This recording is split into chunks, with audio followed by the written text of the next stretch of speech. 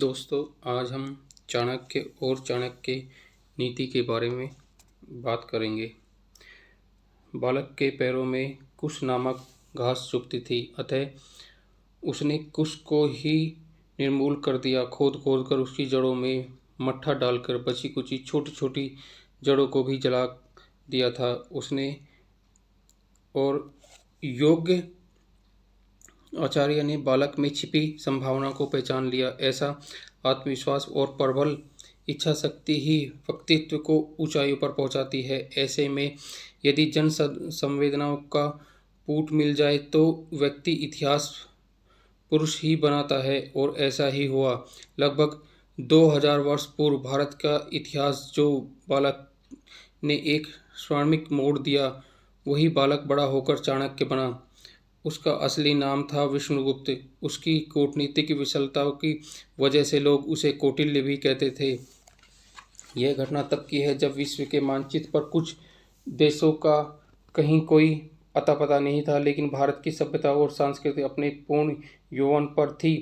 धार्मिक, दर्शन और आध्यात्मिक को ही नहीं बल्कि राजनीतिक और अर्थशास्त्र जैसे विषयों की शिक्षा लेने के लिए भी विदेशों से विद्यार्थी भारत भूमि पर आया करते थे। यहाँ तक्षशिला और नालंदा जैसे विश्वविद्यालय थे। आचार्य चाणक्य तक्षशिला में राजनीतिक और अर्थशास्त्र के आचार्य थे। भारत की सीमाएं उस समय अफगानिस्तान से लेकर बर्मा तक तथा कश्मीर से लेकर कन्याकुमारी तक फैली हुई थी। उस समय भारत सोने की चिड़िया था। विदेशी आक्रमणों को भारत की समृद्ध खड़क रही थी, लेकिन उसमें हिम्मत नहीं थी कि वे हिंदुस्तान के रणबारों का सामना कर सके। अंततः उन्हें दान और भेद की नीति का सहारा लेकर मगध के शासक धनानंद की कमियों को पहचान लिया और उसे अपने पास में भी कस लिया। वर्तमान के पटना तथा तत्कालीन पाटलिपुत्र के आसपास फैला पूर्वी उत्तर की सीमाओं को छूता हुआ एक विशाल और शक्तिशाली वैभव संपन्न राज्य था मगध। मगध के सिंहासन पर आसीन धनानंद सुरासुंदरी में इतना डूब चुका था कि उसे राजकार्यों को देखने की फुर्सत नहीं थी। वह अपनी मौज मस्ती के लिए प्रजा पर अत्याचार करता, जो भी आवाज़ उठाता उसे कुचल दिया जाता। चाणक्य जो कि जनहित के लिए आवाज़ उठाई, उसकी सजा उसको मिली।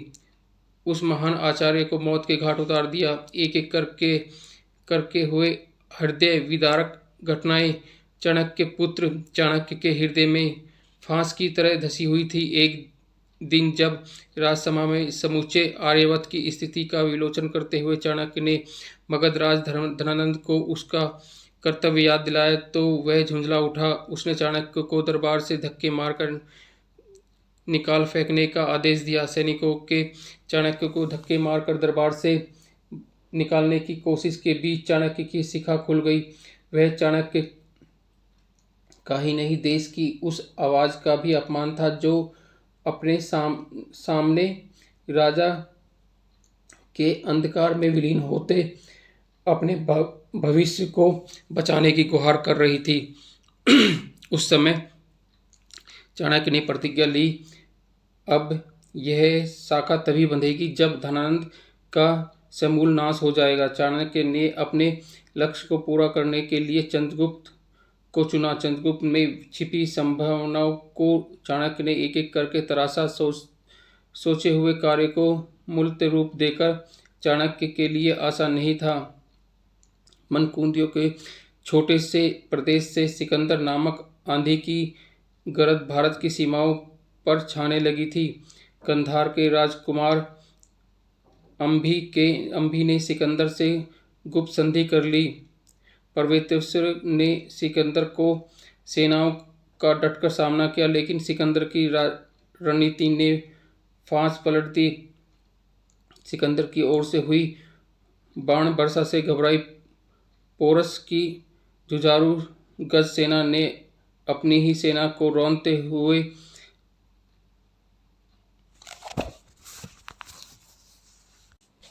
सेना को रौंदना शुरू कर दिया। पोष की हार हुई और उसे बंदी बना लिया। बाद में सिकंदर ने पोष को उसकी वीरता से प्रसन्न होकर छोड़ दिया। इस पराजय के बाद आचार्य चाणक्य की देखरेख में चंद्रगुप्त अपनी सेना को संगठित करके उसे तैयार करने और युद्ध रणनीति बनाने में पूरी तरह से लग गए। भारी भरकम शस्त्र और सेनाओं और कवच आदि की जगह हल्के परंतु मजबूत हथियारों ने ली। शारीरिक शक्ति के साथ ही बुद्धि चातुर्य का भी प्रयोग किया गया। चाणक्य की कूटनीति ने इस स्थिति में अमोघ ब्रह्मास्त्र का काम किया। कौटिल्य ने सम, दान, दंड एवं भेद चारों नीतियों का प्रयोग किया और अपने लक्ष्य को प्राप्त किया। धनानंद का विनाश हुआ। चंद्रगुप्त ने मगध की बागडोर संभाली। सिकंदर के सेनापति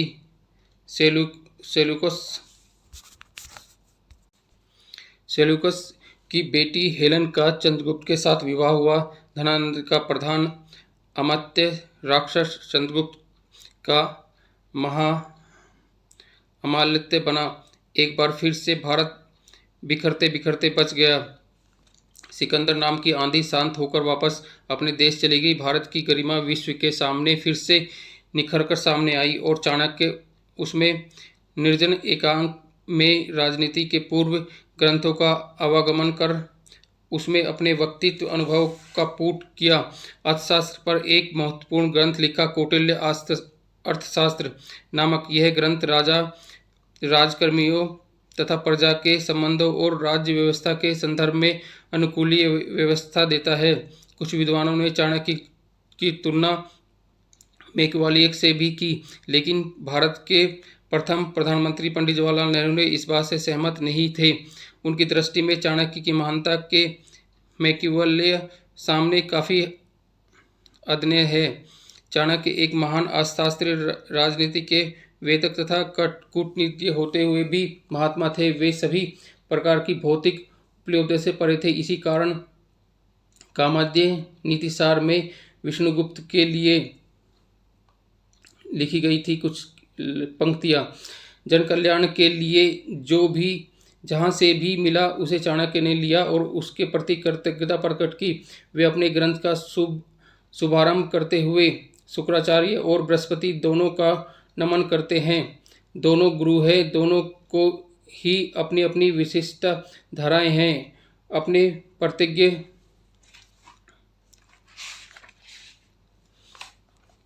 है। चाणक्य नीति सार का निचोड़ है। उनका संकेत आचार्य ने प्रारंभिक में ही किया था। ऐसा नहीं है कि चाणक्य नीति पर इससे पहले काम नहीं हुआ। इसके अनेक अनुवाद प्रकाशित हुए थे। ये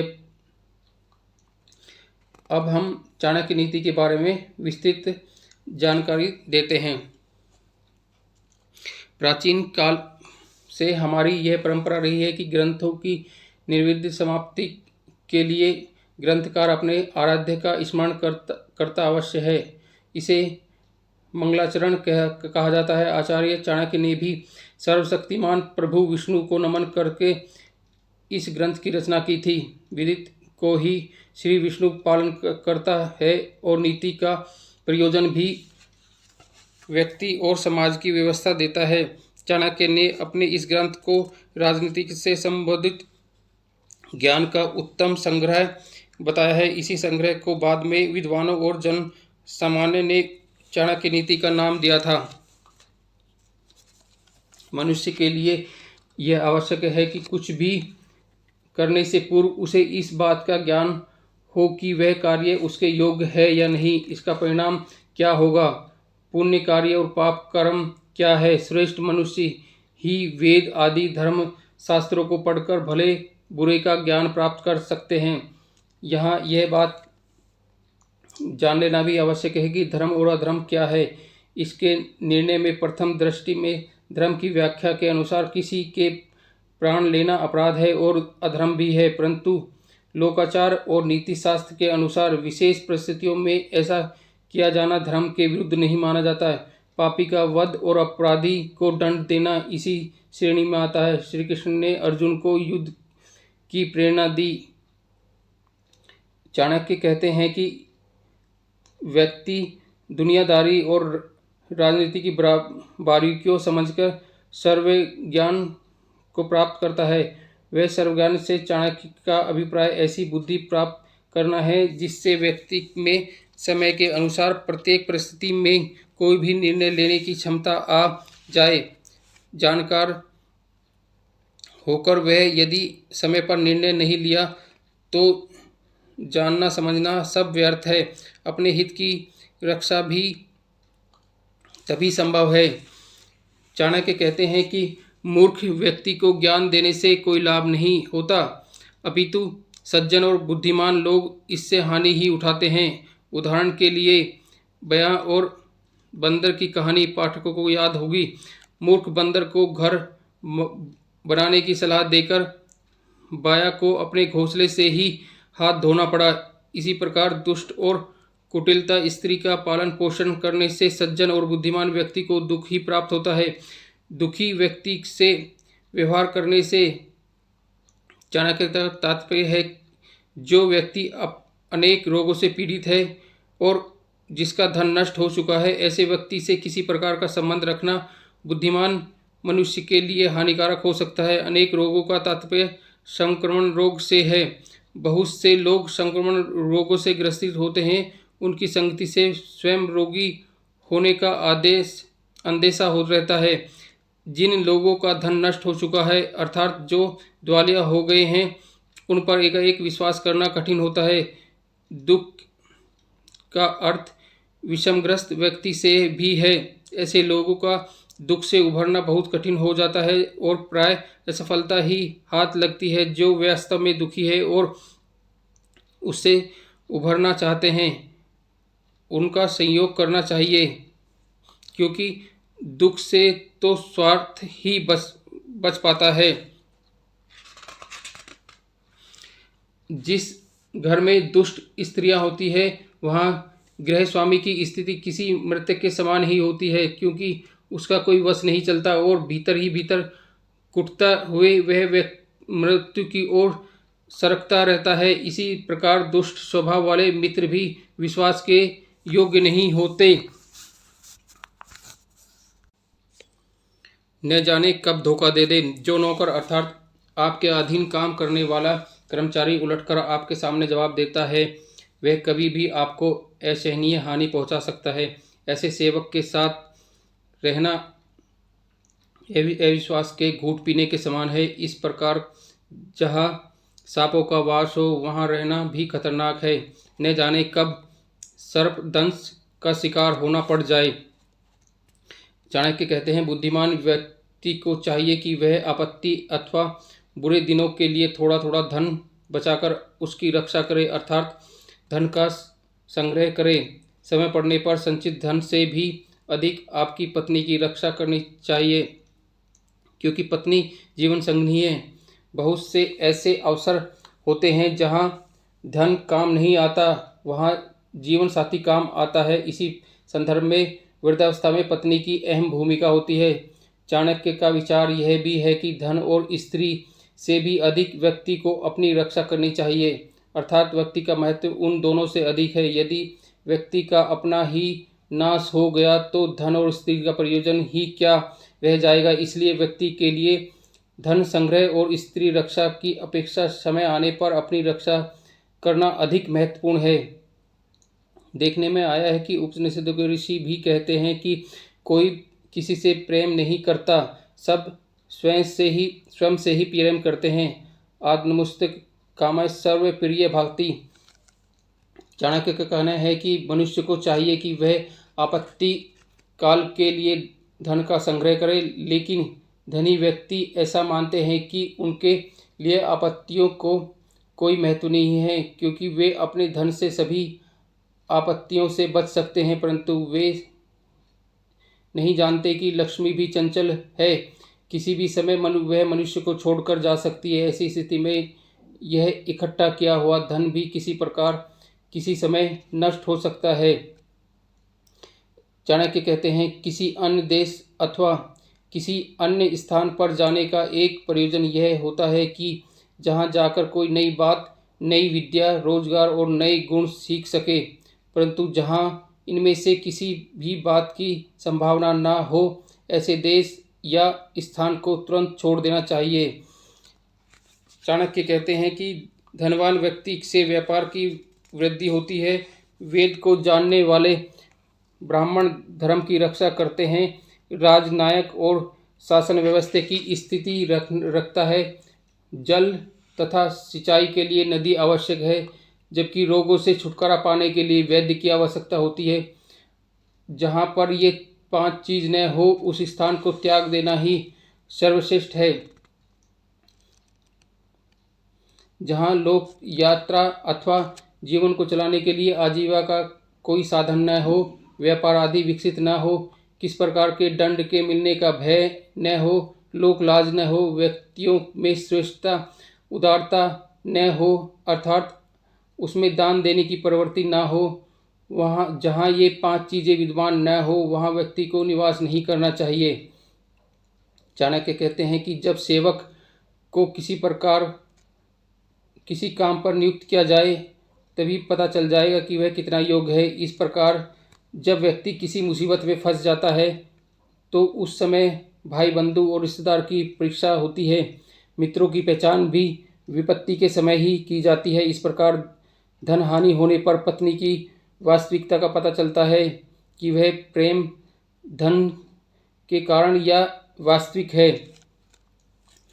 चाणक्य कहते हैं कि व्यक्ति के रोग से पर पड़े हुए होने अर्थात दुखी होने, अकाल पड़ने और शत्रु द्वारा किसी भी प्रकार का संकट पैदा होने, किसी मुद्दे आदि में फंस जाने और मरने पर जो व्यक्ति शमशान घाट तक साथ देता है, वही सच्चा बंधु अपना होता है। अर्थात ये अवसर ऐसे होते हैं जब सहायकों की आवश्यकता होती है। प्राय यह देखा जाता है कि जो किसी भी सहायता करता है उसको ही सहायता मिलती है। जो समय पर किसी के काम नहीं आता, उसका साथ कौन देता है। चाणक्य कहते हैं कि लोभ से ग्रसित होकर व्यक्ति को हाथ पांव नहीं मारने चाहिए, बल्कि जो भी उपलब्ध हो गया है उसी में संतोष करना चाहिए। जो व्यक्ति आधी छोड़कर पूरी के पीछे भागता है, उसके हाथ से आधी भी निकल जाती है। चाणक्य ने यह बहुत सुंदर बात कही है। विवाह शादी के लिए सुंदर कन्या देखी जाती है। सुंदरता के कारण लोग न कन्या के गुणों को देखते हैं, न उसके कुल को। ऐसी कन्या से विवाह करना सदा ही दुखकारी होता है, जो कि नीच कुल की कन्या के संस्कार भी नीच ही होते हैं, जिनके सोचने, बातचीत करने या उठने बैठने का स्तर भी निम्न होगा, जबकि उच्च और श्रेष्ठ कुल की कन्या का आचरण अपने कुल के अनुसार होगा। भले ही वह कन्या कुरूप व सौंदर्यहीन हो, जो कि किसी भी कार्य या उससे अपने कुल का मान ही बढ़ाएगी, और नीच कुल की कन्या तो अपने व्यवहार से परिवार की प्रतिष्ठा ही बिगाड़ेगी। वैसे भी विवाह शादी सदा अपने समान कुल में ही करना उचित होता है, अपने से नीचे कुल में नहीं। यहाँ कुल से तात्पर्य धन संपदा से नहीं, परिवार के चरित्र से है। चाणक्य कहते हैं कि बड़े बड़े नाखुशरों वाले हिंसक प्राणी से बचकर रहना चाहिए। न जाने वे कब आपके ऊपर हमला कर दे। जिस नदी के पुश्ते अथवा तट पक्के न हो, उस पर विश्वास नहीं किया जा सकता। न जाने उसका वेग कब प्रचंड रूप धारण कर ले और कब किस दिशा में बदल जाए। न जाने वे और किधर को बहाना प्रारंभ कर दे। इसलिए प्राय नदियों के किनारे रहने वाले लोग सदैव उजड़ते रहते हैं। बड़े बड़े सींग वाले सांड आदि पशुओं का भी भरोसा नहीं है। कौन जाने उनका मिजाज कब बिगड़ जाए।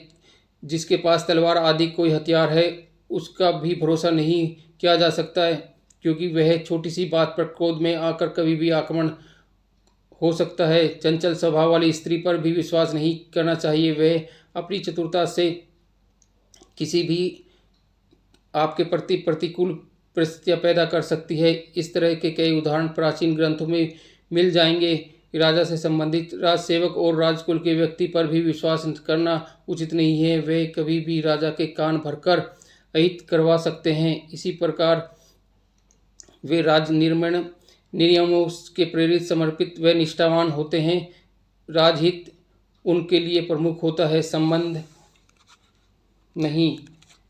आचार्य कहते हैं गुण ग्रहण करने की बात कर रहे हैं। यदि किसी भी नीच व्यक्ति के पास कोई उत्तम गुण अथवा विद्या है तो वह विद्या उससे सीख लेनी चाहिए, अर्थात व्यक्ति को सदैव इस बात का प्रयत्न करना चाहिए कि जहाँ से उसे किसी अच्छी वस्तु की प्राप्ति हो, अच्छे गुण और कला को सीखने का अवसर प्राप्त होता हो, उसे हाथ से जाने नहीं देना चाहिए।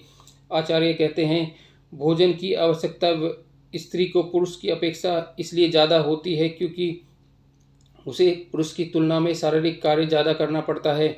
यदि इसे प्राचीन संदर्भ में भी देखा जाए तो उस समय स्त्रियों को घर में कई ऐसे छोटे मोटे काम करने होते थे जिसमें ऊर्जा का व्यय होता था। आज के परिवेश में भी परिस्थितियां लगभग वैसी है। शारीरिक बनावट में होने वाले परिवर्तन और प्रजनन आदि ऐसे कार्यों में जिसमें क्षय हुई ऊर्जा को प्राप्त करने के लिए स्त्री को अतिरिक्त पौष्टिकता की आवश्यकता होती है। इस सत्य की जानकारी न होने के कारण, बल्कि व्यवहार में उसके विपरीत आचरण होने के कारण बालिकाओं और स्त्रियों को पुरुष की अपेक्षा ज़्यादा कुपोषण का शिकार होना पड़ता है। बुद्धि का विकास समस्याओं को सुलझाने से होता है। इस दृष्टि से भी स्त्रियों को परिवार के सदस्यों और उनके अलावा भी कई प्रकार से लोगों का व्यवहार झेलना पड़ता है। इससे उनकी बुद्धि आदि पैनी होती है। छोटी छोटी बातों को समझने के लिए दृष्टि का विकास होता है तथा विविधता का विकास होता है। आज के संदर्भ में इस क्षमता को स्पष्ट रूप से देखा जाता है। भावना प्रधान होने के कारण स्त्री में साहस की उच्च मात्रा का होना स्वाभाविक है।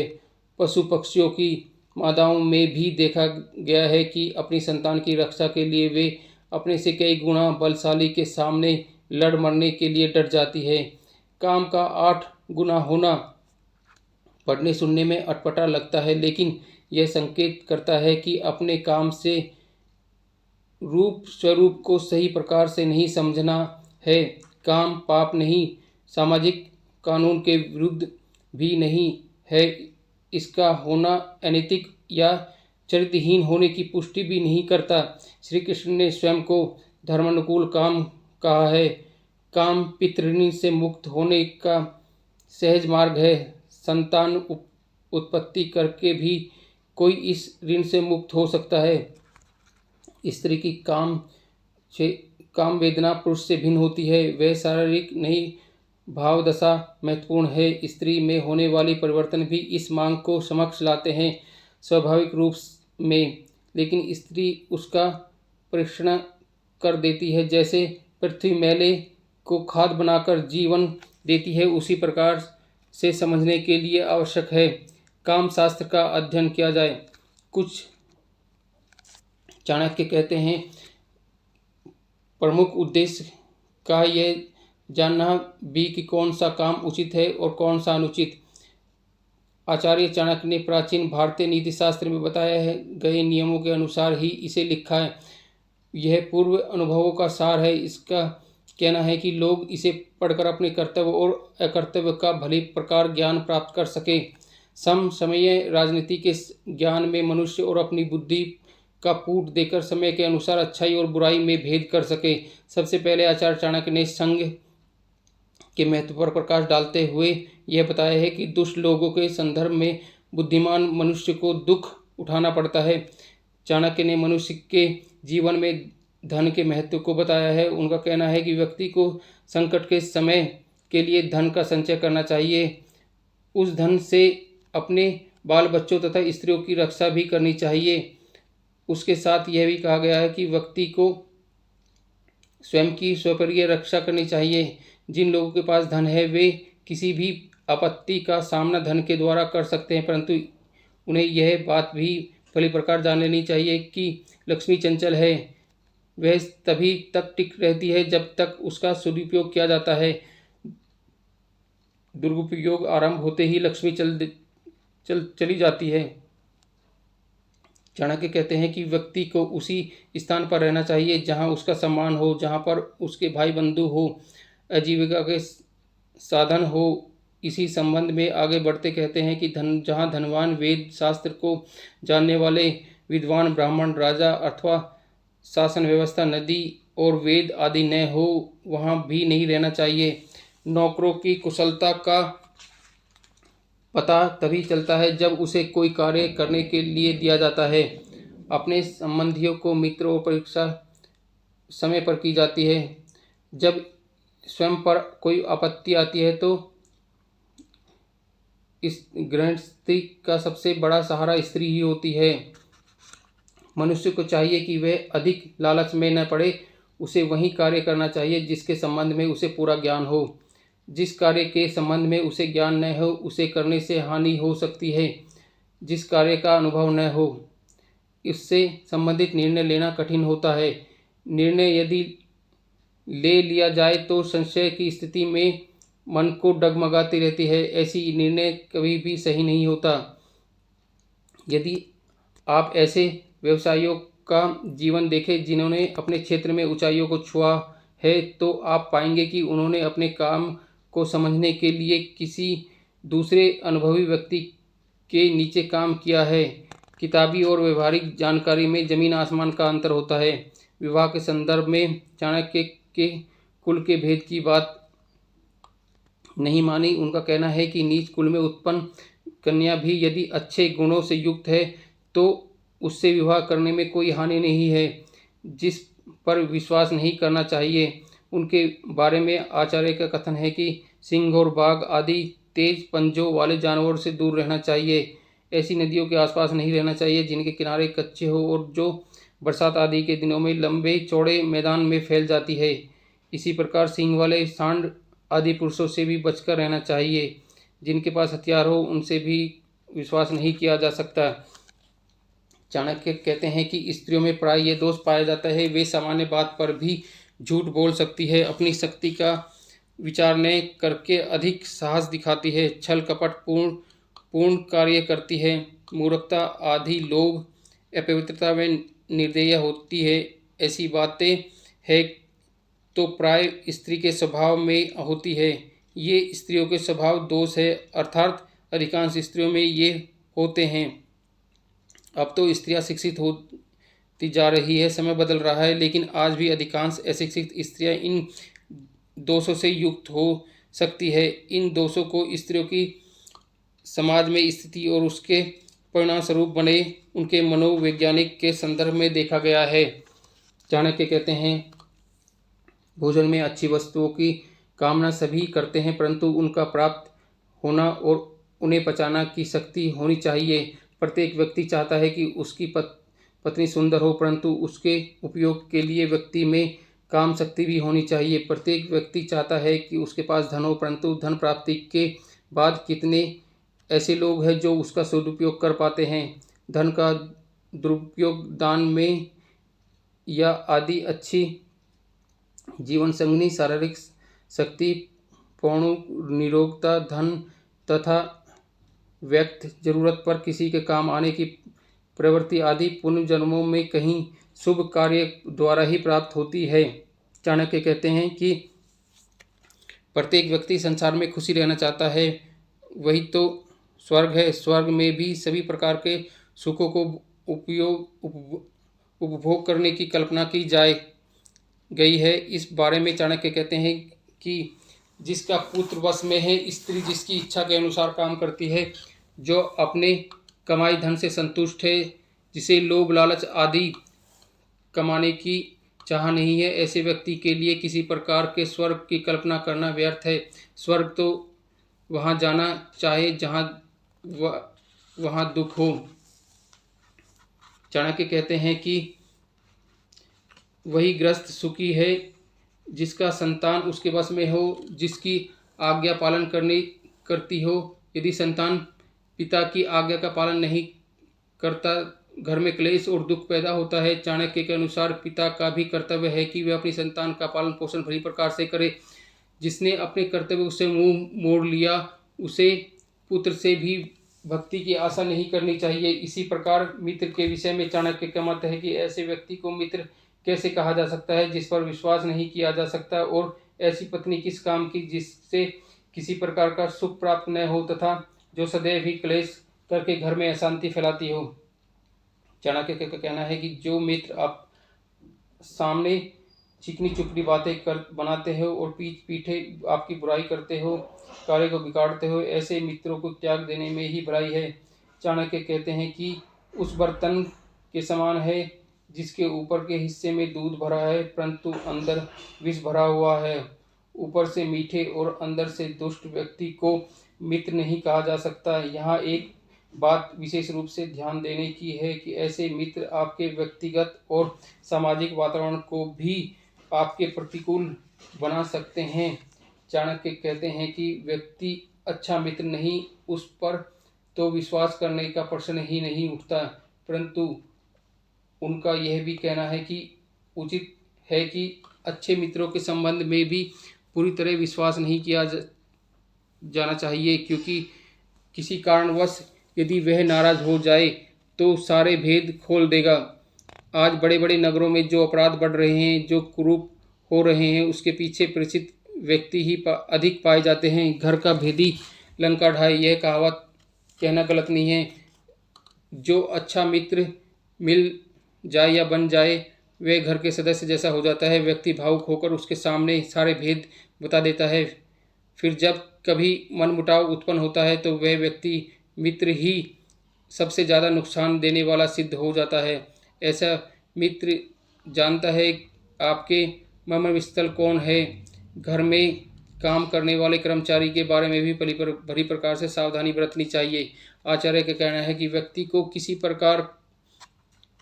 किसी को अपने मन का भेद नहीं देना चाहिए।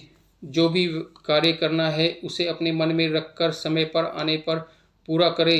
कुछ लोग किए जाने वाले कार्य के बारे में गाते रहते हैं, इस प्रकार उनकी बात का महत्व कम हो जाता है। यदि किसी कारणवश व्यक्ति उक्त कार्य को पूरा न कर सके तो उसकी हंसी होती है, इससे व्यक्ति का विश्वास भी कम हो जाता है।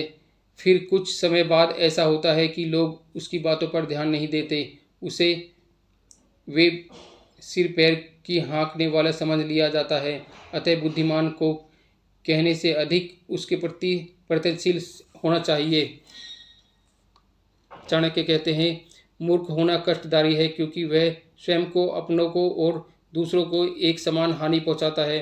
मूर्खता के समान यौन भी दुखदायी हो इसलिए माना गया है क्योंकि उसमें व्यक्ति काम, क्रोध आदि विकारों के आवेग में उचेतित होकर कोई भी मूर्खता कार्य कर सकता है, जिसके कारण उसे अपने और दूसरों के अनेक कष्ट उठाने पड़ सकते हैं। चाणक्य कहते हैं कि ये बात तो कष्टदायी है ही, परंतु इनसे भी अधिक कष्टदायी है दूसरे के घर में रहना, क्योंकि दूसरे के घर में रहने से व्यक्ति की स्वतंत्रता समाप्त हो जाती है, जिससे व्यक्तित्व का पूर्ण रूप से विकास नहीं हो पाता। आचार्य कहते हैं कि प्रत्येक स्थान पर सब कुछ उपलब्ध नहीं होता, विशिष्ट वस्तुएं विशेष स्थानों पर ही होती है, उन्हें वहीं ढूंढना चाहिए, उसी के अनुसार उसका मूल्यांकन भी करना चाहिए।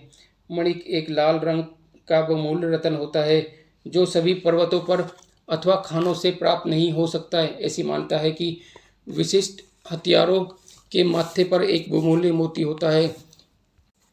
सब जंगलों और वनों में चंदन के वृक्ष जिस प्रकार नहीं मिलते, उसी प्रकार सज्जन व्यक्ति भी सभी स्थानों पर दिखाई नहीं देते, अर्थात श्रेष्ठ वस्तुएं मिलनी दुर्लभ होती है। चाणक्य कहते हैं कि बचपन में बच्चों को जिस जैसी शिक्षा दी जाए उसके जीवन का विकास उसी प्रकार होगा। इसलिए माता पिता का कर्तव्य है कि वे उन्हें ऐसे मार्ग पर चलाएं जिससे उनके चतुर्व्य के साथ साथ शील स्वभाव का भी विकास हो। गुणी व्यक्ति से भी कुल की शोभा होती है। आचार्य कहते हैं केवल मनुष्य जन्म से ही नहीं कोई बुद्धिमान होता, उसके लिए शिक्षित होना अत्यंत आवश्यक है। सकल सूरत आकार प्रकार तो प्रत्येक मनुष्य का एक जैसा होता है, अंतर केवल उसकी विद्वता से ही प्रकट किया जाता है। जिस प्रकार सफ़ेद हंसों में बैठकर हंस नहीं बन जाता, उसी प्रकार ऐसे शिक्षित व्यक्तियों के बीच में बैठकर शोभा नहीं पा सकता। इसलिए माता पिता का कर्तव्य है कि वे बच्चे को ऐसी शिक्षा दे जिससे वे समाज की शोभा बन सके। बच्चों को लाड प्यार करना चाहिए, किंतु अधिक लाड प्यार करने से बच्चों में अनेक दोष भी उत्पन्न हो जाते हैं। माता पिता का ध्यान प्रेमवश उन दोषों की ओर नहीं जाता। इसलिए बच्चे यदि कोई गलत काम करते हैं तो उसे पहले ही समझा बुझाकर उस गलत काम से दूर रखने का प्रयत्न करना चाहिए। बच्चों के द्वारा गलत काम करने पर उसे नज़रअंदाज करके लाड प्यार करना उचित नहीं। बच्चे को डांटना भी चाहिए, किए गए अपराध के लिए दंडित भी करना चाहिए, ताकि उसे सही गलत को समझ आ जाए। चाणक्य का कहना है कि मनुष्य जन्म बड़े भाग्य से मिलता है, इसलिए उसे व्यर्थ नहीं जाने देना चाहिए। व्यक्ति को चाहिए कि वह अपना समय, अपना दिन वैदिक शास्त्रों के अनुसार ही बिताए तथा उनके साथ साथ दान आदि अच्छे कार्य भी करें। महान पुरुषों की विशेषताओं का वर्णन करते हुए कहा गया है कि श्रेष्ठ ग्रंथों का अध्ययन करना उनका व्यसन होता है।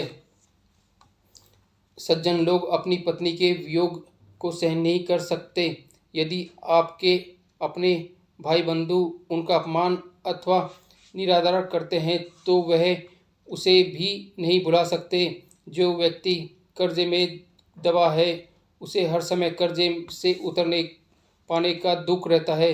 दुष्ट राजा अथवा मालिक की सेवा में रहने वाला नौकर भी हर समय दुखी रहता है। निर्धनता तो ऐसा अभिशाप है जिसे मनुष्य सोते उठते बैठते कभी नहीं भूल पाता। उसे अपने स्वजनों और समाज में बार बार अपमानित होना पड़ता है। अपमान का कष्ट मृत्यु के समान है। ये सब बातें ऐसी है जिससे बिना आग के ही व्यक्ति अंदर ही अंदर जलता रहता है।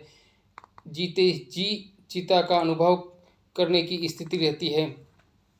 चाणक्य कहते हैं कि नदी के किनारों के वृक्षों का जीवन उस कितने दिनों का हो सकता है यह कोई नहीं कह सकता, क्योंकि बाढ़ अथवा तूफान के समय नदियाँ अपने किनारे के पेड़ों को ही नहीं अपने आसपास की फसलों अथवा बस्तियों को भी उजाड़ देती है। इस प्रकार दूसरे घरों में रहने वाली स्त्रियाँ कब तक अपने आप को बचा सकती है। जिस राजा के पास अच्छी सलाह देने वाली इस मंत्री नहीं होते वह कब तक अपने राज्य की रक्षा कर सकता है। अर्थात ये सब निश्चयपूर्ण जल्दी ही नष्ट हो जाता है। चाणक्य कहते हैं कि कर्तव्य की ओर संकेत क्या है। उसके अनुसार चारों वर्णों को अपने अपने कामों के निपुण होना चाहिए। समाज में किसी का स्थिति कम नहीं है। समय के अनुसार परिस्थितियाँ बदलती है। संभवतः किस समय जन्म के अनुसार चारों वर्णों में माने जा रहे हैं, परंतु तथ्य यह है कि वर्णों की मान्यता कार्यों पर निर्भर करती है। इसलिए किसी की कुल में जन्म लेने अथवा व्यक्ति शिक्षा के क्षेत्र में है उसे तो ब्राह्मण ही माना जाएगा। जो व्यक्ति व्यवहार करता है, कृषि कार्य में लगा है, पशुपालन करता है, उसे वैश्य माना जाता है। जो सेना में भर्ती अथवा सेना से संबंधित कार्य करता है उसे क्षत्रिय कहा जाता है। शेष व्यक्ति शूद्र की श्रेणी में आते हैं। शूद्र भी शिक्षित हो सकता है, परंतु किसी भी वर्ण में पैदा हुआ व्यक्ति जो लोगों की सेवा के कार्य में लगा है उसे शूद्र माना जाता है। शूद्र का अर्थ नीच से नहीं, आज्ञा पालन की भावना शूद्र का विशेष गुण है। प्राय इस श्रेणी के लोग मानसिक रूप से संतुष्ट होते हैं। आचार्य का कहना है कि संबंधों की सार्थक की ओर संकेत क्या है। कोई भी तभी तक संबंध रखता है जब तक उसके स्वार्थ की पूर्ति होती है।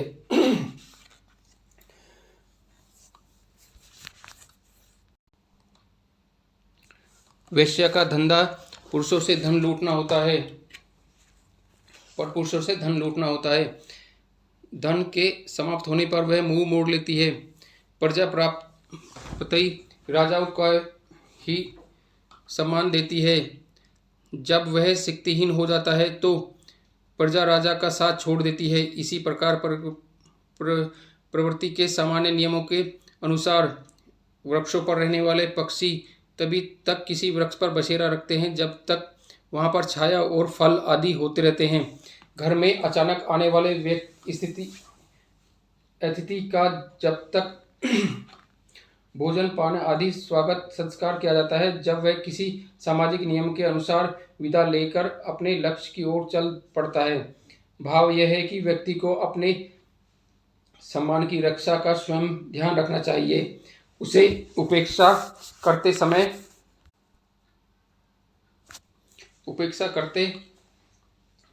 समय संबंधों के अनुसार को सही प्रकार से समझना चाहिए। किसी स्थान, व्यक्ति या वस्तु से आवश्यकता से अधिक लगाव नहीं रखना चाहिए। चाणक्य का कहना है कि जिसे पहले कहा गया है, यदि कोई व्यक्ति किसी विशेष कार्य के कारण किसी प्रकार किसी के पास जाता है तो अपना कार्य सिद्ध हो जाने पर उसे वह स्थान छोड़ देना चाहिए। जिस प्रकार ब्राह्मण लोग यजमान के किसी कार्य की पूर्ति के बाद दक्षिणा प्राप्त हो जाने पर आशीर्वाद देकर वहां से चले जाते हैं, शिष्य भी विद्या प्राप्ति के बाद गुरुकुल छोड़कर अपने अपने घर चले जाते हैं।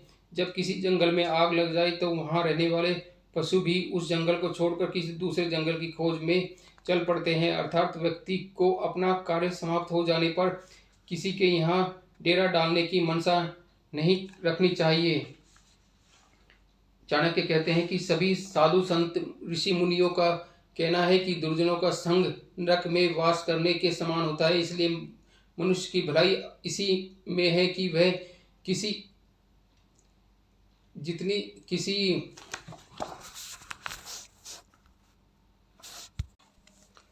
जितनी जल्दी हो सके दुष्ट व्यक्ति का साथ छोड़ देना चाहिए। आचार्य यह भी संकेत करते हैं कि मित्रता करते समय यह भली प्रकार से जांच परख लेना चाहिए कि जिससे मित्रता की जा रही है उसमें यह दोष तो नहीं है। यदि ऐसा है तो उससे होने वाली हानि से बच पाना संभव नहीं है, इसलिए ज़्यादा अच्छा है कि उससे दूर ही रहा जाए। आचार्य कहते हैं कि अपनी बराबरी वाले व्यक्ति से प्रेम संबंध शोभा देता है, असमानता वाले व्यक्ति से नहीं, तब प्रेम शत्रुता में बदल जाती है। इसलिए क्यों ने पहले ही ध्यान रखना चाहिए। इसी प्रकार यदि व्यक्ति को नौकरी अथवा किसी सेवा कार्य में जाना है तो उसे प्रयत्न करना चाहिए कि सरकारी सेवा प्राप्त हो, क्योंकि इसमें एक बार प्रवेश करने पर अवकाश प्राप्त होने तक किसी विशेष प्रकार का झंझट नहीं रहता। फिर वह निर्दयता नियमों से संचालित होता है, न कि किसी व्यक्ति विशेष के आदेशों से। यदि अन्य कार्य करना पड़े तो व्यक्ति अपना ही कोई रुचि का कार्य करे। गुण युक्त स्त्री से घर की शोभा होती है। घर में अपनी मर्यादा और कर्तव्यों का पालन करते हुए स्त्री भी अपने सद्गुणों की रक्षा कर सकती है। चाणक्य का कहना है कि यह बात ठीक ही कही गई है कि कोई विरलता ही वश या कुल ऐसा होगा जिसमें किसी प्रकार का दोष न हो। इस प्रकार सभी व्यक्ति कभी न कभी किसी रोग से पीड़ित होते हैं। जो व्यक्ति किसी बुरी लत में पड़ जाता है, अर्थात बुरे काम की आदत पड़ जाती है, उसे भी दुख उठाने पड़ते हैं। संसार में ऐसा कोई व्यक्ति नहीं जिसे सदा सुख ही मिलता रहा हो और कष्टों या संकटों में उसे कभी न कभी घेरा हो। अर्थात कोई मनुष्य पूर्ण नहीं है, कोई न कोई दुख सभी को लगा हुआ ही होता है। चाणक्य का कहना है कि मनुष्य जिस प्रकार का व्यवहार करता है उसे उसके कुल का ज्ञान भली भांति हो जाता है। इसी प्रकार मनुष्य की भाषा और बोलचाल से उसके देश प्रदेश अर्थात रहने के स्थान का पता चलता है। मनुष्य जिस प्रकार का किसी के प्रति आदर प्रकट करता है उससे वह स्पष्ट हो जाता है कि उसका स्वभाव कैसा है। इसी प्रकार उसके शारीरिक की बनावट देखकर उसके खान पीन की मात्रा का अनुमान होता है। बनावट और उसका व्यवहार किसी भी मनुष्य के मन की स्थिति को पूरी तरह से बता देता है, लेकिन इसके लिए अनुभव उपेक्षित है। चाणक्य कहते हैं कि प्रत्येक माता पिता का कर्तव्य है कि अपनी पुत्री का विवाह किसी अच्छे परिवार में ही करे। अच्छा कुल अर्थात संस्कारी हो और शिक्षित भी हो। उन्हें चाहिए कि वह अपनी संतान को विद्वान बनाए ताकि उनका अपना कुल भी गुण संपन्न हो। शत्रु के संबंधों में व्यसन की बात चाणक्य ने जिस प्रकार से कही है, इससे प्रकट होता है कि वे कितनी दूर की सोचते हैं। आज भी देखने में आता है कि बहुत से पड़ोसी देश अपने विकास में लगे हुए देशों को मार्ग से भटकाने के लिए लोगों में धन का लालच पैदा करके उन्हें नशीले पदार्थों के व्यापार में लगाने का प्रयत्न करते हैं। आज पहले से ही परिस्थितियां नहीं रही, परस्पर युद्ध की संभावना बहुत कम हो गई है, इसलिए दूसरे देश को कमजोर बनाने के लिए विभिन्न प्रकार के हथकंडे अपनाए जाते हैं। नशे की लत में एक बार फंसने पर निकलना कठिन होता है। विषीण व्यक्ति मानसिक रूप से कमजोर हो जाता है। ऐसे शत्रु यदि जीवित भी रहे तो कोई अंतर नहीं पड़ता। मित्र को सदैव श्रेष्ठ कार्यों की ओर प्रेरित करना चाहिए। चाणक्य स्पष्ट करते हैं कि दुष्ट व्यक्ति सांप से भी अधिक हानिकारक होता है। सांप तो आत्मरक्षा के लिए आक्रमण करता है, परंतु दुष्ट व्यक्ति अपने स्वभाव के कारण सदैव किसी न किसी प्रकार का कष्ट पहुंचाता ही रहता है। इस प्रकार दुष्ट व्यक्ति सांप से भी अधिक घातक होता है। चाणक्य कहते हैं कि राजा लोग अर्थात राजपुरुष राज्य के महत्वपूर्ण पदों पर और स्थानों पर उत्तम कुल और अच्छे व्यक्ति को ही नियुक्त करते हैं, क्योंकि उनमें अच्छे संस्कार तथा अच्छी शिक्षा के कारण एक विशिष्टता होती है। राजा के हर काम में सहायक होते हैं। वे उनकी उन्नति के समय अथवा सामान्य माध्यम स्थिति में तथा संकट आने के समय भी साथ नहीं छोड़ते। कुलीन व्यक्ति अवसरवादी नहीं आदर्शवादी होते हैं। यदि इस प्रकार जो आज के संदर्भ में भी देखा गया है, जो स्वार्थी और नीच कुल के व्यक्ति ही अपना स्वार्थ सिद्ध होने पर दल बदल कर लेते हैं और अपने दल का साथ छोड़ देते हैं। परोक्ष रूप से चाणक्य लोगों को संचेत करते हैं कि सहयोगियों का चुनाव करते समय कुल और संस्कारों का विचार करना आवश्यक है। विशाल सागर गंभीर रहता है, परंतु चाणक्य धैर्यवान गंभीर व्यक्ति को सागर की अपेक्षा श्रेष्ठ मानते हैं। प्रलय के समय सागर अपनी सारी मर्यादा भूल जाता है, अपनी सभी सीमाएं तोड़ देता है और जल थल एक हो जाता है, परंतु श्रेष्ठ व्यक्ति अनेक संकटों को सहन करता है और अपनी मर्यादा कभी पार नहीं करता है। चाणक्य कहता है कि छोटे होने के कारण अदृश्य हो जाता है और शरीर में धंस जाता है। मनुष्य मूर्ख किसी भी स्थिति में यदि अपनी अनजाने में दुख और पीड़ा का कारण बनता है। अक्सर लोग मूर्खता की ओर ध्यान देते हैं, वे उसे साधारण मनुष्य ही समझते हैं। चाणक्य कहते हैं कि यदि किसी व्यक्ति में अच्छे कुल में जन्म लिया है और देखने में भी उसका शरीर सुंदर है, परंतु यदि वह भी विद्या से हीन है तो उसकी स्थिति भी ढाल के उस फूल के समान होती है जो गंधहीन रहता है। ढाल का फूल देखने में ढाक का फूल देखने में सुंदर और बड़ा होता है, परंतु जब लोग वह देखते हैं कि उसमें किसी प्रकार की सुगंध नहीं है तो वे उसकी अपेक्षा कर देते हैं। न तो उसमें किसी देवता के पूजन में चढ़ाया जाता है, न ही साज श्रृंगार में उसका उपयोग किया जाता है। चाणक्य कहते हैं कि व्यक्ति का सौंदर्य उसके गुणों में छिपा होता है। जिस प्रकार कोयल और कौवा दोनों काले होते हैं, परंतु कोयल की मीठी कूक सभी को पसंद होती है, यही मीठा स्वर उसकी सौंदर्यता है। इसी प्रकार स्त्री भी वही सुंदर मानी जाती है जो पवित्रता होती है, अर्थात स्त्री का सौंदर्य उसका पतिव्रत धर्म है। समाज में भी पति परिणयन स्त्री को ही समान प्राप्त है, उसी की लोगों द्वारा सराहना की जाती है। शरीर से कुरूप व्यक्ति भी विद्या के कारण आदर का पात्र बन जाता है। जैसे सत्यवान पुत्र व्यास तप करने वाले व्यक्ति की शोभा उसकी क्षमाशीलता के कारण होती है, उसी प्रकार चाणक्य कहते हैं कि छोटे स्वार्थी के त्याग की ओर संकेत करता है। दृष्टि से स्वश्रेष्ठता अर्थात व्यक्ति अपनी उन्नति में किसी प्रकार की चीज को बाधा नहीं समझता, उसका त्याग कर देने में देर नहीं करनी चाहिए, यदि किसी भी मूल्यवान वस्तु क्यों ना हो। चाणक्य कहते हैं जो व्यक्ति निरंतर परिश्रम करते रहते हैं उनकी गरीबी स्वयं दूर हो जाती है। परिश्रम करके भाग्य को भी अपने वश में किया जा सकता है। जो व्यक्ति सदैव प्रभु का स्मरण करता रहता है, अपने हृदय में सदैव उन्हें विद्वान समझता है, वह पाप कर्म में परिवर्तित नहीं होता। दूसरे भाग में माना जा गया है कि मौन रहने से लड़ाई झगड़े नहीं होते, अर्थात विवादों का समाधान है मौन। यह बात जीवन के सभी पक्षों पर लागू होती है।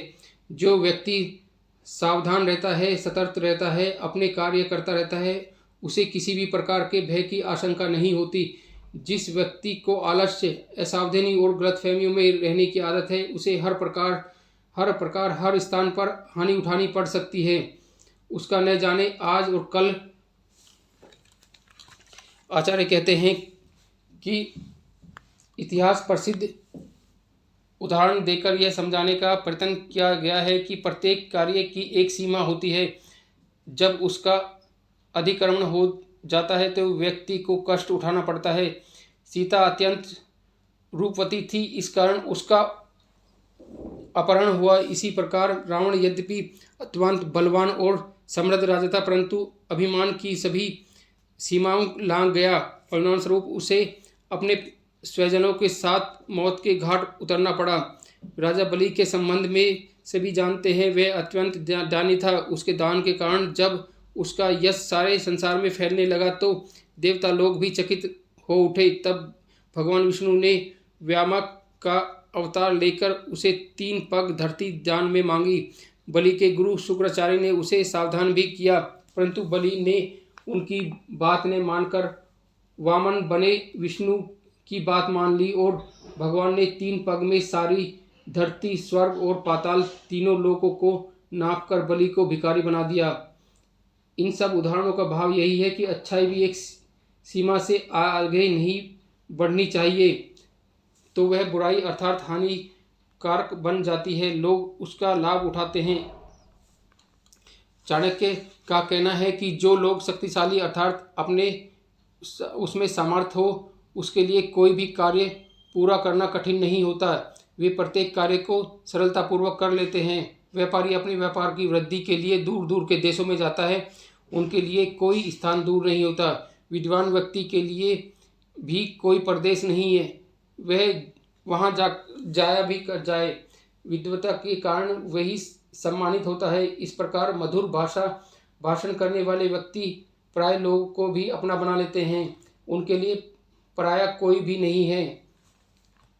चाणक्य कहते हैं कि बहुत से लोगों के बारे में बहुत से पुत्र अर्थात संतान होती है, परंतु उनकी अधिकता के कारण परिवार का सम्मान नहीं बढ़ता है। कुल का सम्मान बढ़ाने के लिए एक सद्गुणी पुरुष ही काफ़ी होता है। दृष्टांत के 100 पुत्रों में से एक भी ऐसा नहीं निकला जिसके कारण से स्मरण किया जाए।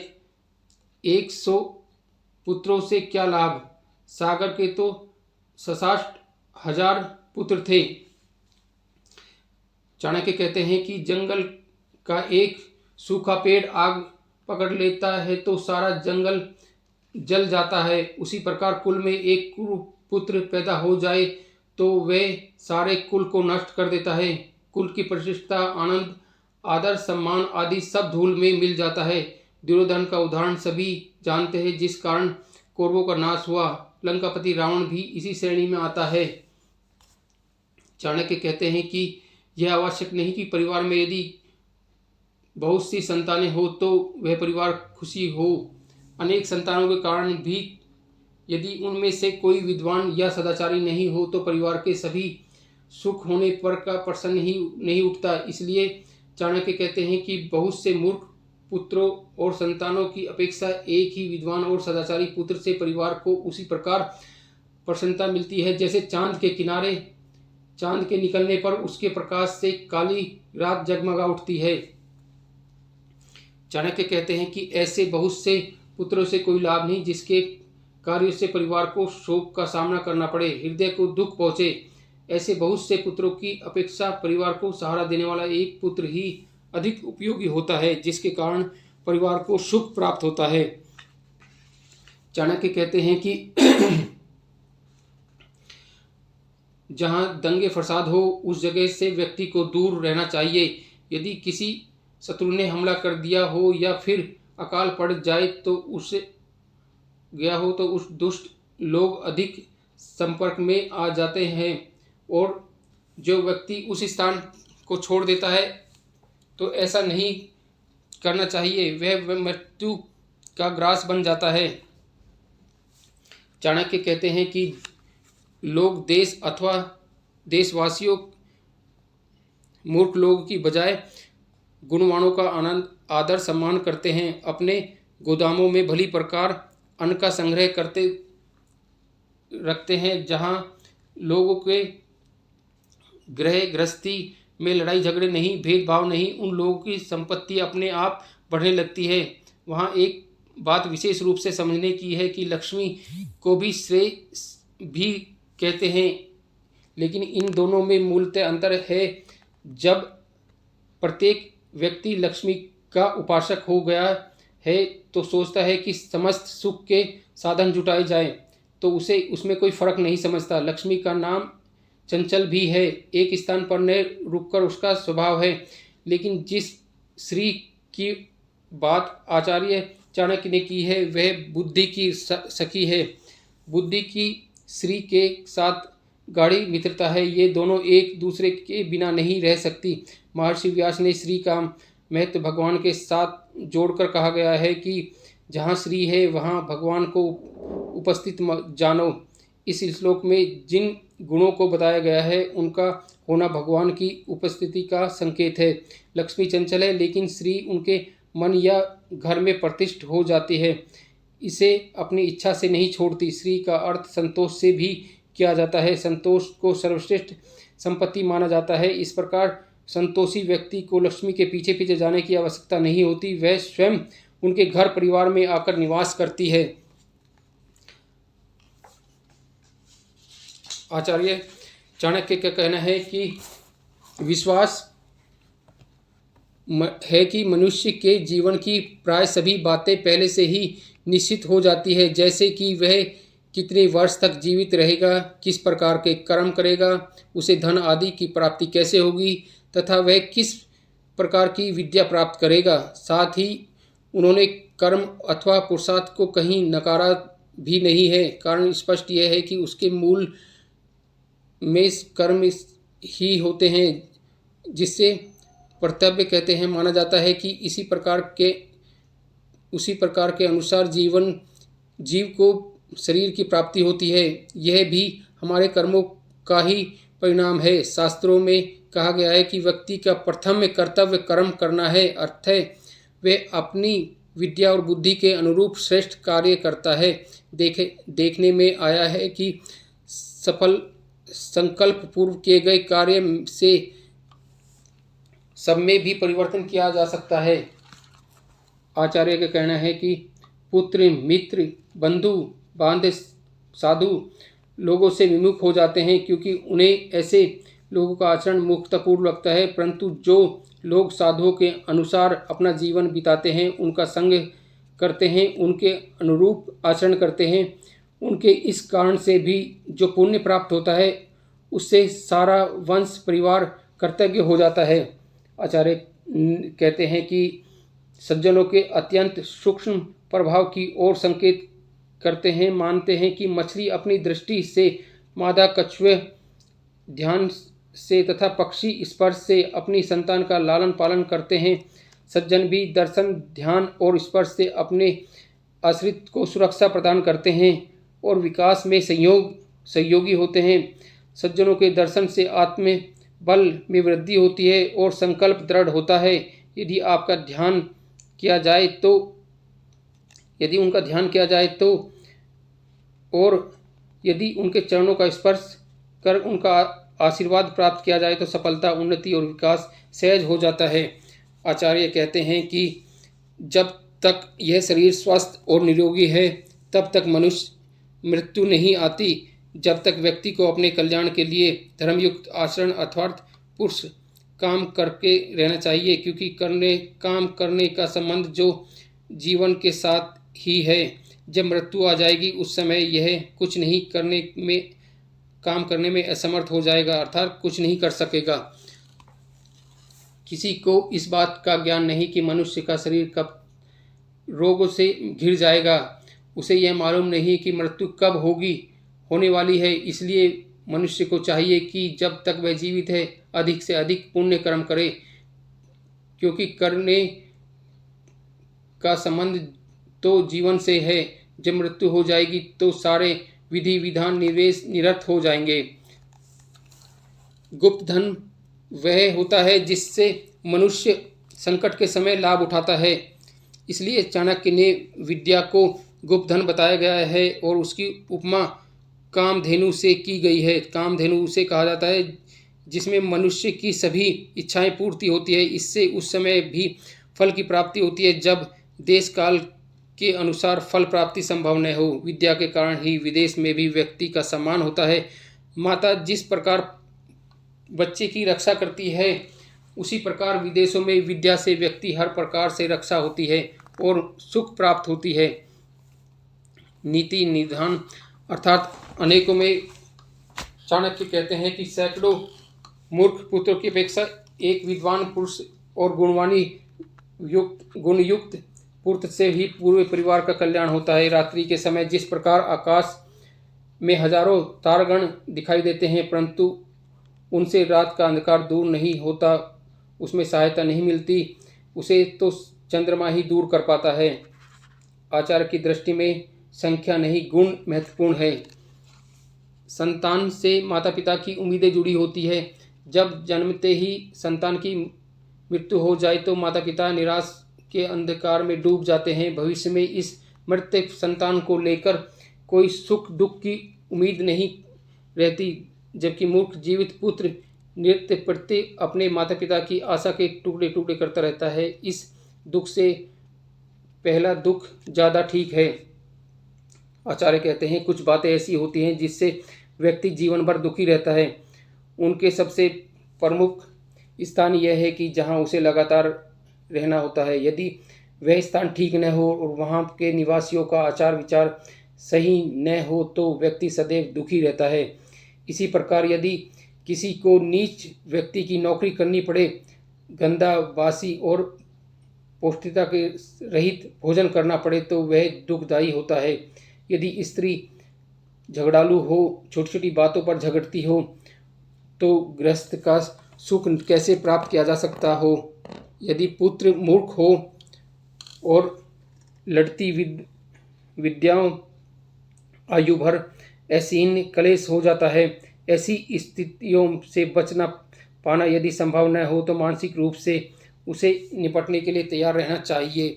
आचार्य कहते हैं कि जिस प्रकार दूध न देने वाली गर्भधारण न करने वाली गाय से कोई लाभ नहीं, उसी प्रकार यदि पुत्र भी विद्वान और माता पिता की सेवा करने वाला न हो तो उससे कोई किसी प्रकार का लाभ नहीं हो सकता है।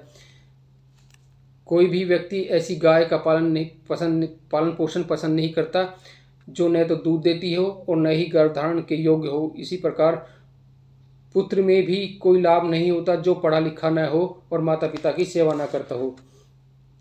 अपने कार्य अर्थात व्यापार से लगे हुए व्यक्तियों के लिए घर में आने पर सुख शांति मिलनी चाहिए। ऐसी तभी संभव होता है जब उसके पुत्र और पुत्रियां गुणी हो, स्त्री पवित्रता और नरम स्वभाव वाली हो तथा व्यक्ति के मित्र भले और सज्जन हो।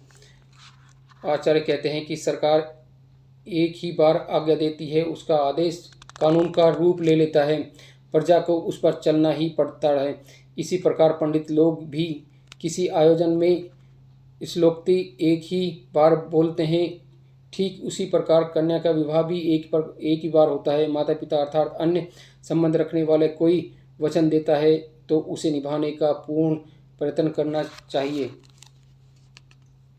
आचार्य कहते हैं कि जब तप अथवा साधना व्यक्ति को अकेले ही करनी चाहिए, एक से अधिक होंगे तो उसमें विघ्न पड़ता है। अध्ययन दो व्यक्तियों के बीच ठीक नहीं, क्योंकि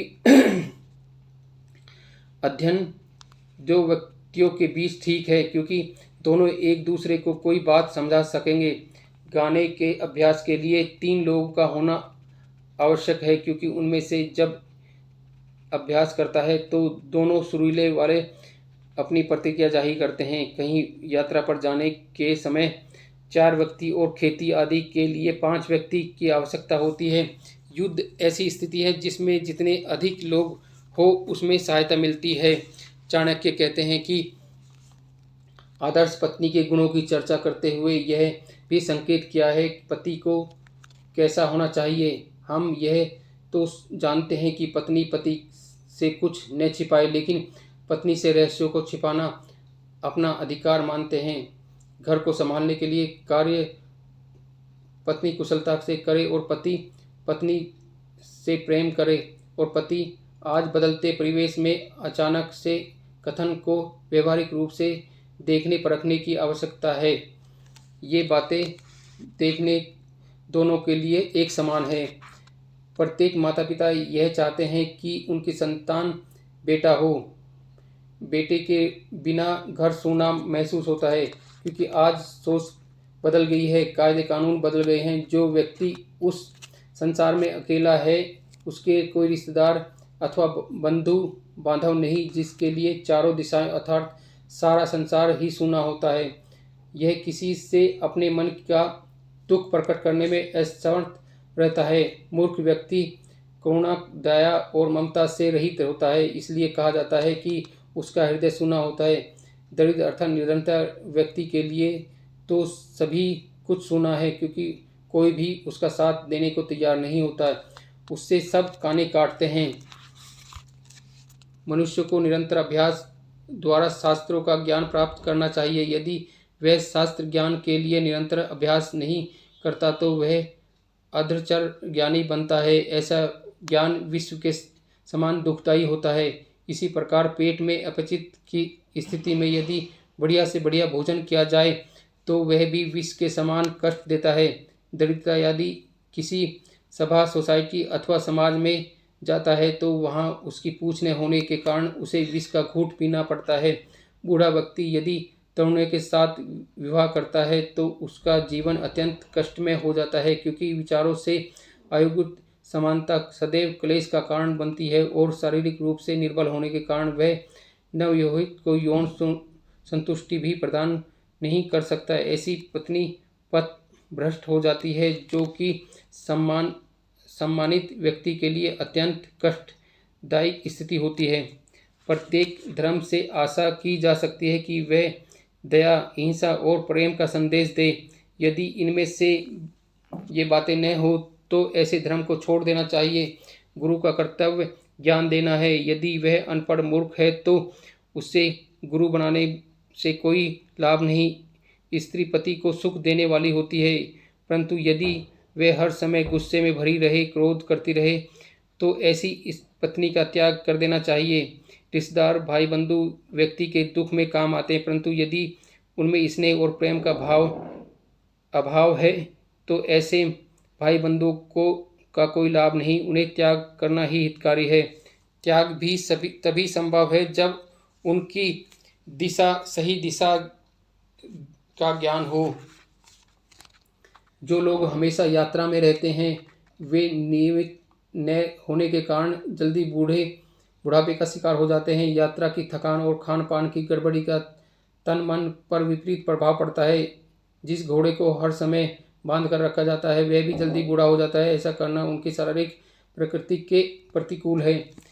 यह तो मनुष्य ने उसे पालतू बना लिया, असल में वह स्वच्छेदी विचारों रखने वाला प्राणी है। स्त्रियों के बारे में आचार्य ने कहा है, वह पढ़ने में अटपटा लगेगा, लेकिन वह शारीरिक रचना की दृष्टि से देखा तो संभोग स्त्री के शरीर और की वैचारिक आवश्यकता ज़्यादा है, मनोवैज्ञानिक कम, जब तक वह मानसिक चक्र में है।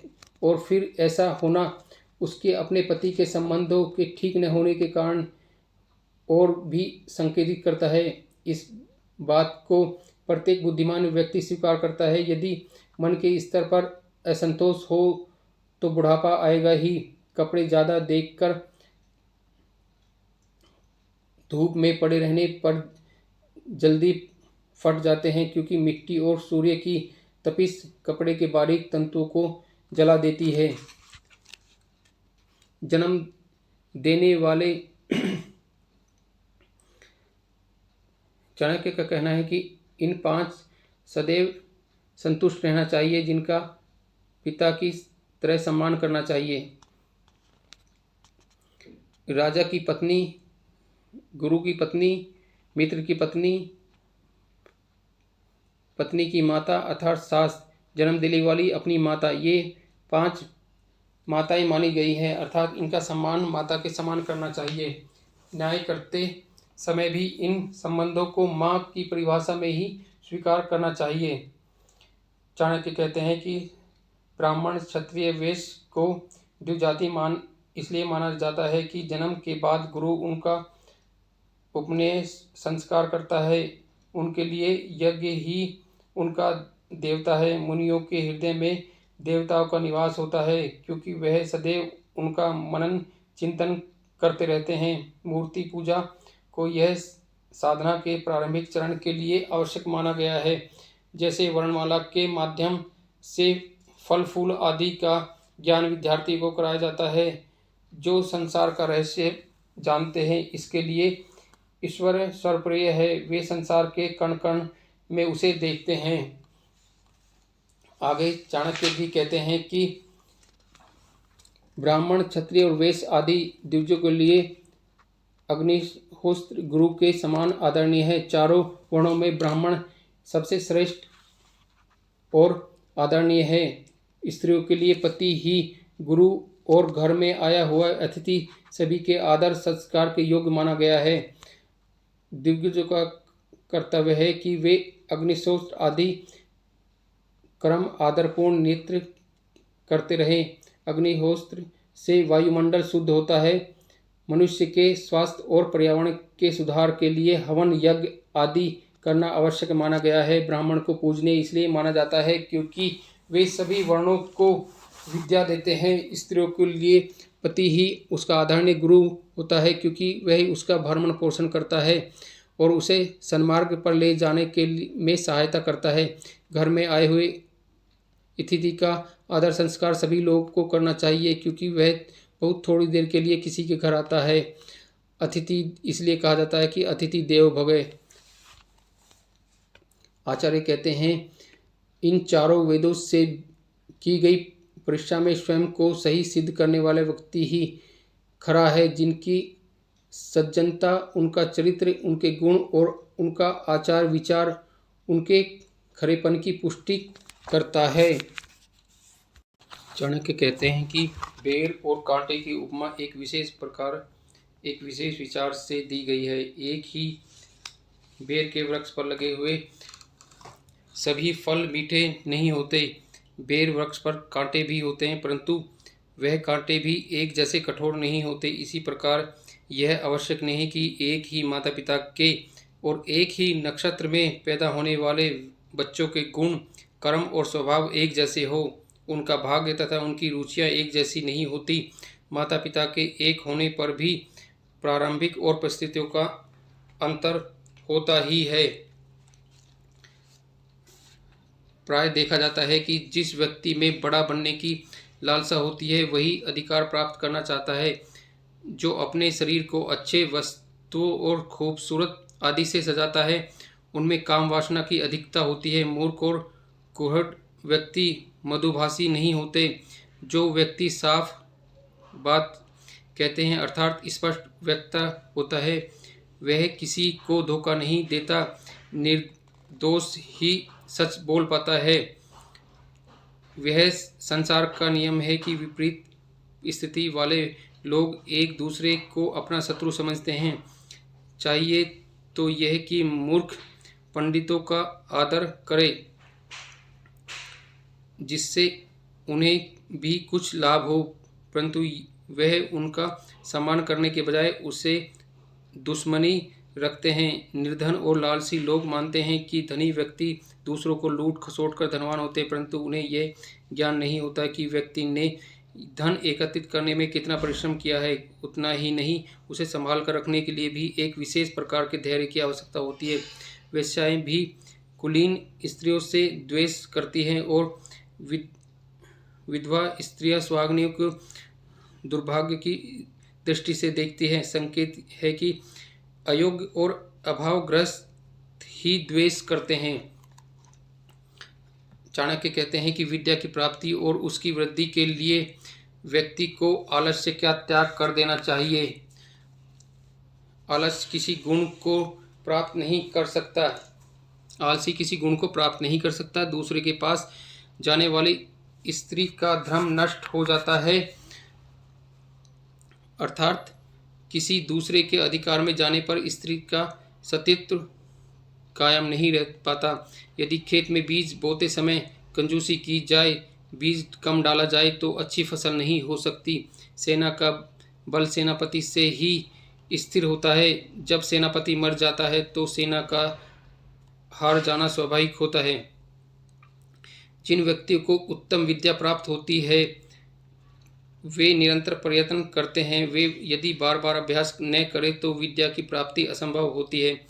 किसी कुल का स्थिर होना, उसका यश फैलना, उसकी प्रसिद्धि होना गौरव की दृष्टि से देखा जाता है। यदि उसमें उत्तम गुण, कर्म और स्वभाव के कारण ही होता है। यदि गुण, कर्म और स्वभाव श्रेष्ठ न होंगे तो कुल का गौरव नहीं बढ़ेगा। इसी प्रकार श्रेष्ठ व्यक्ति की पहचान उसके अच्छे गुणों से होती है।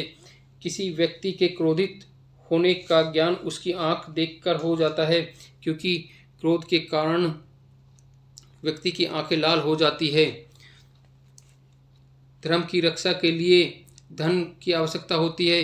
धर्म कर्म भी धन के द्वारा ही संपन्न हो पाता है। दूसरों का उपहार करना, दान देना, मंदिर आदि का निर्माण कार्य धर्म माना जाता है। विद्या को स्थिर रखने के लिए चतुरतापूर्ण उसका अभ्यास करने की आवश्यकता होती है। इसलिए कहा जाता है कि विद्या योगने रास्ते। राजा की रक्षा उसके मधुर व्यवहार के कारण की जाती है। यदि शासक क्रूर हो जाए तो प्रजा विरोध कर दे सकती है। इसलिए राजा का कर्तव्य है कि वह मधुर और उदार व्यवहार से अपना राज्य नष्ट होने से बचाता रहे। राजा को अपनी प्रजा के प्रति व्यवहार दयालुता होना ही चाहिए। जब तक स्त्री को अपने सतीत्व का ध्यान रखता है, उसके मन में अपने परिवार के प्रति स्वपरी रहती है, तब तक घर बचा रहता है, अर्थात परिवार नष्ट नहीं होता। परंतु जब वे अपने शील और सतीत्व का परित्याग कर देती है तो घर नष्ट हो जाता है। आचार्य कहते हैं कि बहुत से लोग अपने स्वभाव के कारण विद्वान पंडितों की विद्वता को व्यर्थ बताते हैं, उनकी निंदा करते हैं। शास्त्रों में बताए गए नियमों के अनुसार आचरण करने वाले व्यक्ति को भी वे व्यर्थ का आचरण करने वाले बताते हैं। विद्वानों की ढोंग और शास्त्रों की परिकल्पित बताते हैं। ऐसा करते हुए वे विद्वानों और शास्त्रों की सार्थकता को नकार नहीं पाते, अपितु लाभ से वंचित हो जाते हैं, उन्हें नहीं मिल सकता। शांत और चुप रहने वाले की चुप्पी को मूर्ख की भाषा में कमजोरी ही माना जाता है। विद्वान श्रेष्ठ आचरण करने वाले धीर, गंभीर और शुद्ध व्यक्ति का निंदा से कुछ भी नहीं बिगड़ता। हाँ, निंदक सदैव दुखी रहते हैं। यदि कोई नदी का जल नहीं पीता तो उससे नदी का क्या घटता है।